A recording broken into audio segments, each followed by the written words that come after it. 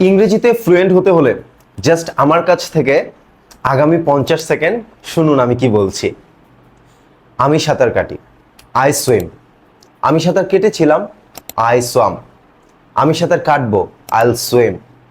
আমার সাঁতার কাটা উচিত, আই শুড সুইম। আমি সাঁতার কাটতে পারতাম, আই কুড সুইম।